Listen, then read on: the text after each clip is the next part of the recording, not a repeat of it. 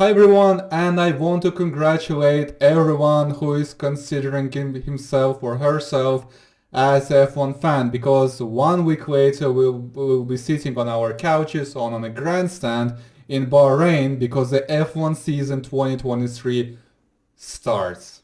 And actually, right at the moment when I'm recording this video, the Bahrain testing already started and the first morning session finished, and Max Verstappen with Red Bull are topping it. But again, it doesn't matter. We all know that testing is just to gather as much data before the season. In today's video, I want to give my opinion on who will win in team battles in every single team. And as you know, there are lots of changes in Williams, in McLaren, in Aston Martin, and other teams. And some teams, again, they choose to stay with the same teammates as in 2022. So yeah, just wanted to share my opinion. So let's go into it. And I decided to go from the bottom to the top on the standing of 2022 season. So let's start with Williams. In Williams, we have actually different drivers lineup from 2022 season. We still have Alex Albon, but instead of Nicholas Latifi, we now have American driver Logan Sargent. And if in terms of Alex Albon, we know that he is quite mature driver, he went through Red Bull Drivers Academy, he was driver in Toro Rosso, then was promoted to Red Bull. Well, Toro Rosso is Alfa Tauri at the moment, but back then, actually, I think they were called Toro Rosso already. Oh, back then. Then he already, of course, missed one season, but came back even stronger, beat like easily Nicholas Latifi last season, and I think now he is a true leader of Williams' team. In terms of Logan Sargent, even though there is a very big support from American side, as he is a first F1 American driver for the very long time in F1, but even getting to Formula 1 was very tough for him because he was back in F2 and he had to be, I think, in top 6 to get the super license, and they weren't sure by the last race if he got it. So yeah, most of the drivers who are in Formula 1, getting the super license is quite easy, and basically they either win F2 or, well, be getting second or third place. Actually, I don't watch F2 seasons at all. I have time only for F1. But based on my personal opinion, I think that because of all the experience Alex Albon has, and especially last season when he was already in a Williams and he knows the team inside out, so there is no doubt that Alex Albon will win this in-team battle against Logan Sargent. Second drivers lineup we are going to talk about is Alfa Tauri. And again, changing the drivers lineup, Yuki Tsunoda is still in the team, but Pierre Gasly moved to Alpine and Nick De Vries is coming to Alfa Tauri. And it's very difficult to choose between Yuki Tsunoda and Nick De Vries. And let me explain you why. Yuki Tsunoda is a very, very talented guy and driver. He is very quick in some races, but he is not very consistent. So one race he can be top 4, top 5, both in quali and in a race, but sometimes, like in France, he can just... the easiest race, the easiest track where basically you have to try very hard to put yourself in a wall, and he does it in the first corner in quali session, which is, yeah, ridiculous. And on the other side is Nick De Vries, who we already familiar with. Why? Well, last season, because I think it was Alex Albon who had some surgery, and Nick De Vries came to Williams and as a substitute, and right away he got points. Just imagine, he almost. I don't remember if he won the quali against Nicholas Latifi, but he definitely got points. So yeah, he's a very quick. But again, it was only 1 or 2 races, so we can't be so sure about his consistency. And also, the other thing which kind of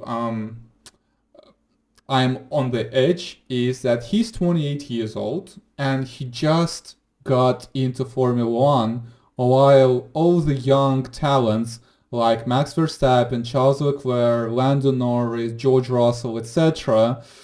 got in Formula One much younger and they are much more experienced than him. So it's whether he didn't have enough sponsors to get into Formula One, because unfortunately at the moment, if you only have a talent, well, it won't cut it out for you in Formula One. So yeah, but in terms of who will be on top, oh man, that's so difficult to tell. But I would put on Nick De Vries. Yeah, I believe in him. I really like his personality. I watched his races again in Formula One, and he was quite confident in defending and in attacking. He almost didn't make any mistake in a new car, which he didn't drive at all. So yeah, I think if everything goes well, he will be on top. And I really hope that AlphaTauri will be back in a battles for, well, points at least. Next team we are talking about again with change in drivers lineup. We have Kevin Magnussen, who was in the team, and welcome back Super Sap Nico Hülkenberg. Even though I am very, very happy with this great race driver, I really love him. He's a very nice character. He's a good driver. He was unlucky, unfortunately, and I'm sure that he has a lot of talent still in him. But the sad thing is that he came in a team in a place of Mick Schumacher, which again, he's a very nice driver as well, but he was very unlucky. He was very inconsistent in races. So yeah, unfortunately. But again, we're not talking about them. We're talking about who will be on top. And we know the history of Kevin Magnussen and Nico Hülkenberg in Hungary, or not. Anyway, the infamous quote balls, which as soon as this the news came out that Nico Hülkenberg will be in a Haas team in 2023, I think that was the first question to Kevin Magnussen.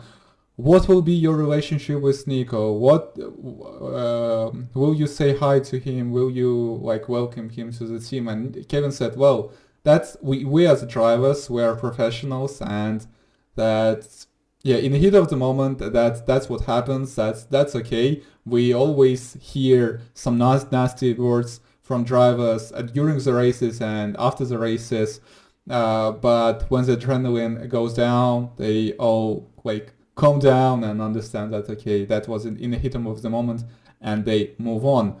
So even though I thought that this couple will be one of the spicy ones in the season, at the moment I think that will be vice versa, and they will be very friendly, very respected in races. But in terms of the talent, Nico Hülkenberg is a funny thing about him is that he got poles.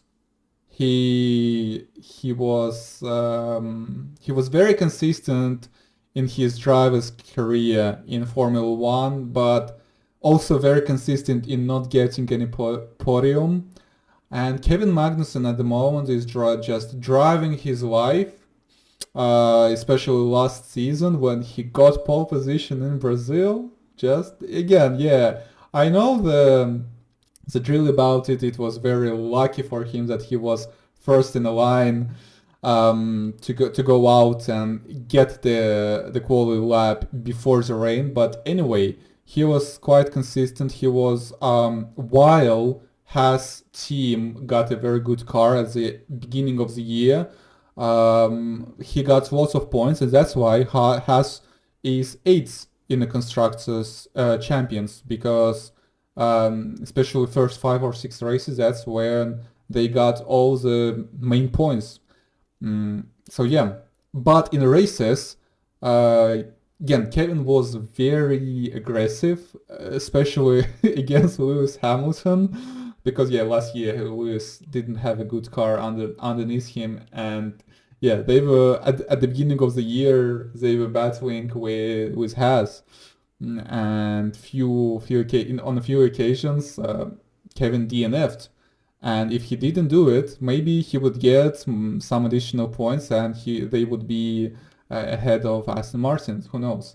So yeah, even though Kevin is very fast and very consistent, but he's too aggressive.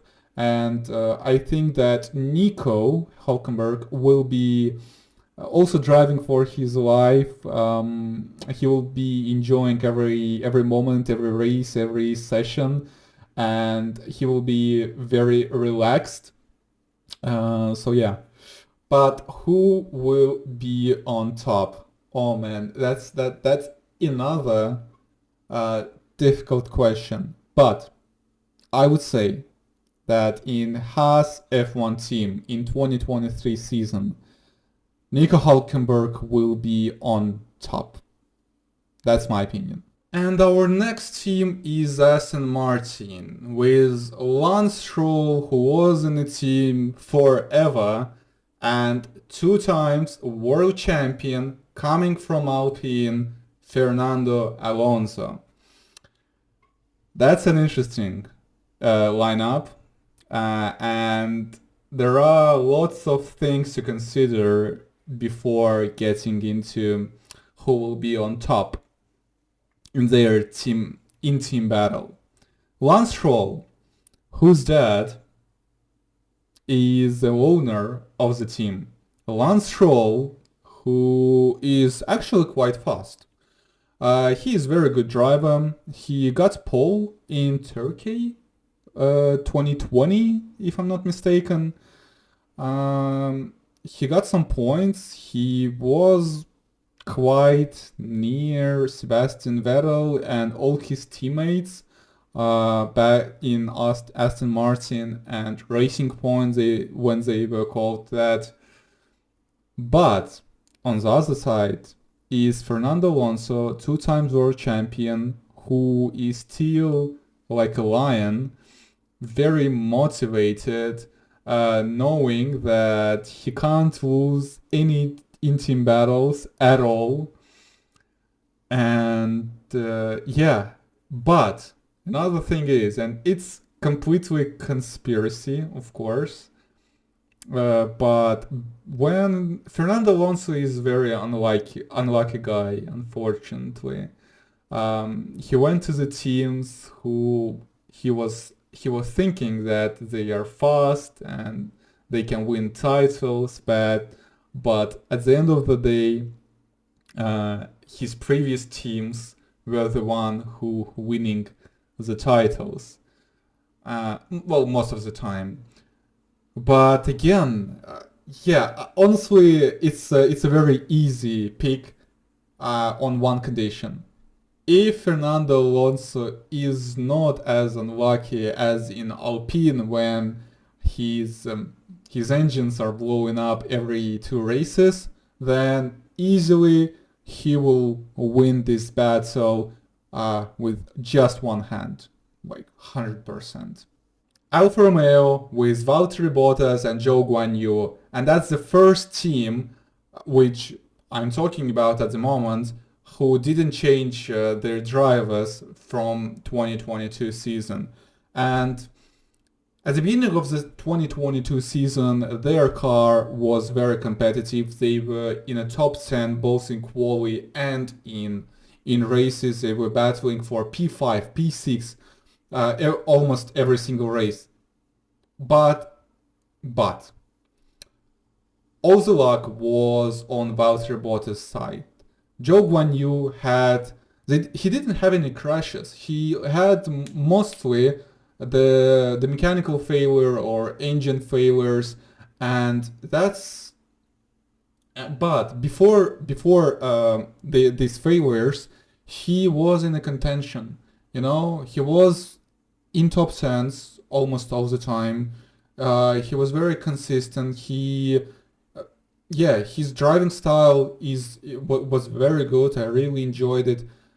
But that was like maybe first 5-6 races when the Alfa Romeo's car was good, and then all other cars developed, all teams developed, and Alfa Romeo basically they either degraded that much that they were almost like P19 and 20, or they just didn't have any performance in the car and they couldn't upgrade on the pace as other cars and teams. But after like 5-6 races, they were nowhere near top 10, and that's when the Zhou Guanyu luck basically flipped. He didn't have any mechanical failures, but he was driving by himself, P15, P16. But even that at that time, he showed some good battles. I think I remember one particular race, which was in Monaco, and I really enjoyed how he at least tried to overtake in Monaco, and that should be additional points for that. I still hope that their car will be competitive this year, and Zhou Guanyu will show us something great this season. But overall, based on all the experience Valtteri Bottas has in Formula 1, and I think that he is a true leader in the car. He is very calm, he is very comfortable in the team, and he knows what he wants, what he does. So I still think that Valtteri Bottas will be on top of this battle. And the next team we are going to talk about is McLaren F1 team with Lando Norris and Oscar Piastri.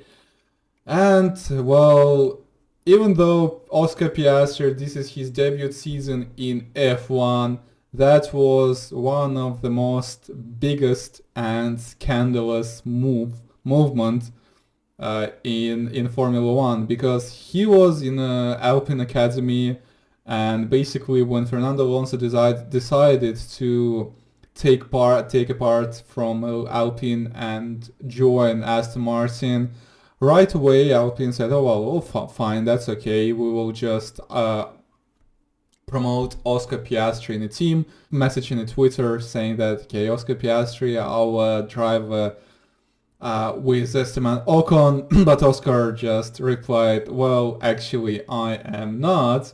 And well, it went for a few months until Alpine basically gave up, and McLaren signed Oscar Piastri, and I hope that was worth it, because again, everyone say that he's a very talented guy. He's the next this big gun like Max Verstappen, Lewis Hamilton, Lando Norris, George Russell, Charles Leclerc, etc. Let's hope he is, because Lando Norris really needs some battle, because for the last 2 seasons, unfortunately, even though I love Daniel Ricciardo, he wasn't even close to Lando in terms of quality, in terms of racing. And if we're talking about Lando, well, Lando is a true leader in McLaren. He has a very long-term contract, and everyone in McLaren seems to respect him and seeing him as a future world champion in McLaren. But at the moment, maybe Oscar Piastri thinks that he will be the next F1 champion in McLaren. So that will be very, very interesting battle, and I will definitely look very closely to that.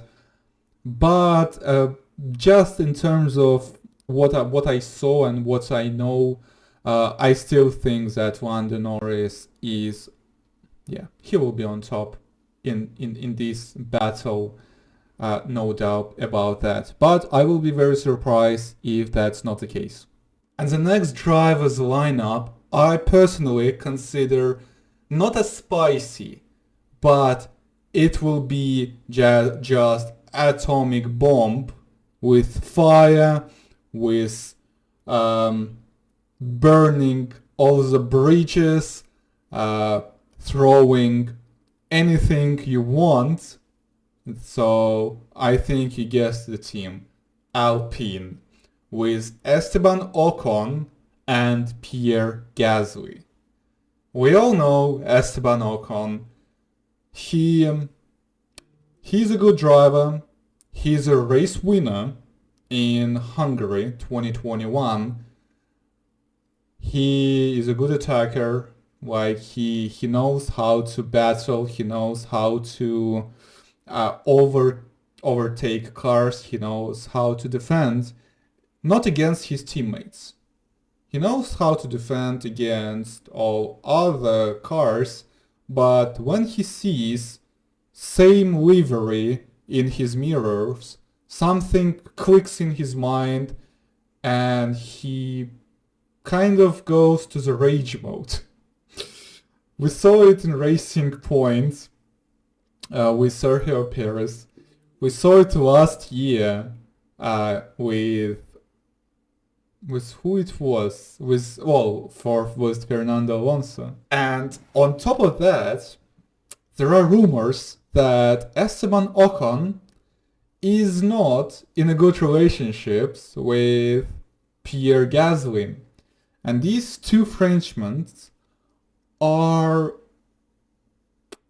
they are quite aggressive, both of them, in a good way. And Pierre Gasly, he's a very talented guy.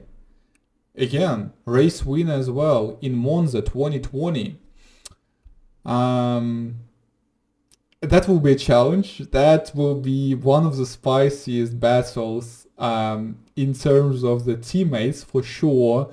And I even have a goosebumps at the moment while I'm talking about it because I just want to see them battles on the track. But I don't want these battles to end up in a walls in a hospital, for sure. I want it to be on edge. That's definitely what I want.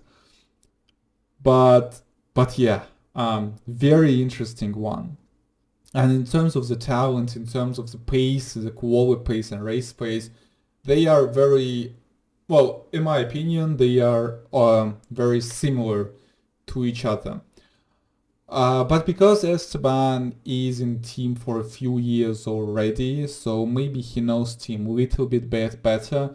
But Pierre Gasly is going to the team from the team who basically is a sister team, from AlphaTauri, and he knew for sure that he won't be able to win it if it wasn't such extraordinary race like Monza 2020. Or 2021. No, 2021 was McLaren, Ricciardo who won, and 2020 was, 2020 was the one where Pierre Gasly won. Anyway, where I was going with that? Yeah, well, he's going from a team where he knows that he won't be able to win to the team who has a potential to podiums and race wins. Depending on their development throughout the winter, but definitely he is in a mindset where he came to the team to prove that he wants to be the next world champion in this team.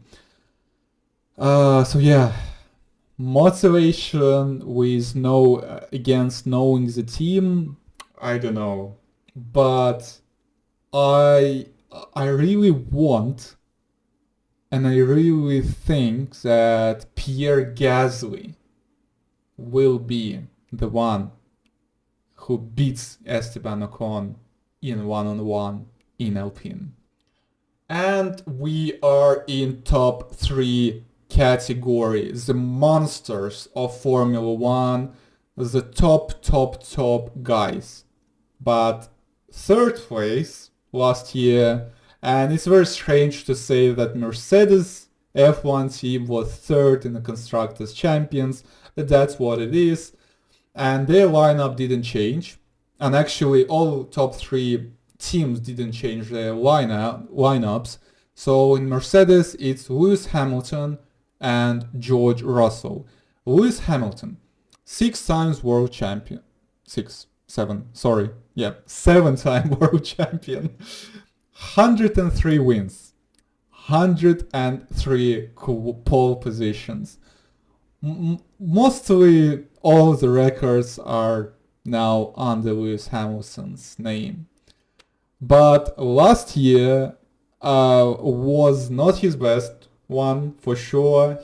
For the first time in his career, he didn't win a race. He didn't have a pole position. Even though his team was very...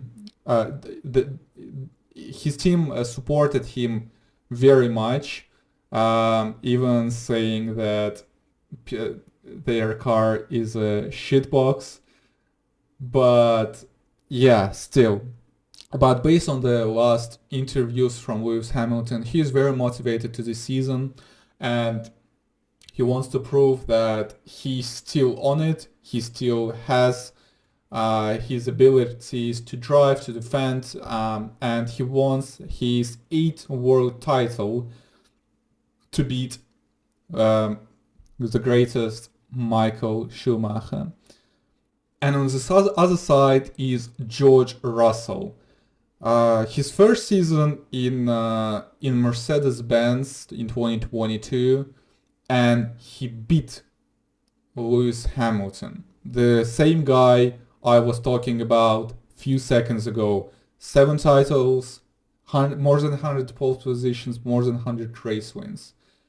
And George Russell is the guy who gave Mercedes win last season and pole position last season. So as you see, he's a very motivated guy, and especially for the, basically first half of the season, George Russell was on top of Lewis Hamilton every single race. He was very consistent. He was in top 5 for a lot of races, I think, up until Silverstone, when he DNF'd because Zhou Guanyu crashed, and he basically ran to him to help him get out of the of the car. But anyway, still consistently beating Lewis Hamilton, especially the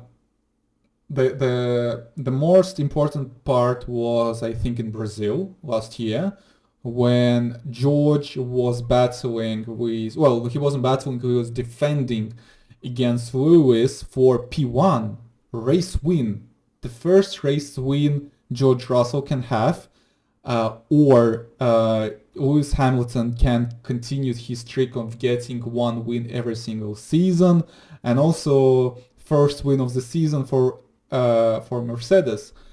And the battle was, it was very interesting to look at it, how George Russell is under pressure. And basically for the last, I think, 20-25 laps, Lewis Hamilton was around second behind him, and that was really tough for George mentality, I think. But he managed to do it, he won the race, and he cemented his name in the history books as the only race winner of Mercedes in 2022 season. But, okay, that was 2022. What is going to happen in 2023? Again, they will be very, very close to each other. That's my opinion. And especially if their car is competitive enough to get the wins, to get pole positions.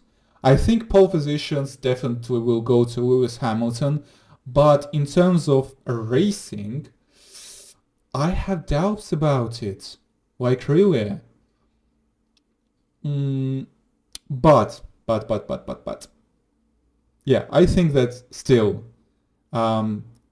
Lewis Hamilton's motivation to get his 8th title it's a very big motivation, and it will push him to the limits. So I think Lewis Hamilton will be in top in this battle. And the last two teams remain. Ferrari, vice champions on 2022 season, both in drivers champions and in constructors champions, with the same lineup with Charles Leclerc and Carlos Sainz. Charles Leclerc, who had like most pole positions, like 15, 20, 30, we don't know, like a lot last season, and he's a very good qualifier for sure. Or the Ferrari were very fast in quali pace. But in terms of the races, well, Max Verstappen won more races from Charles' poles than Charles won his races from his poles.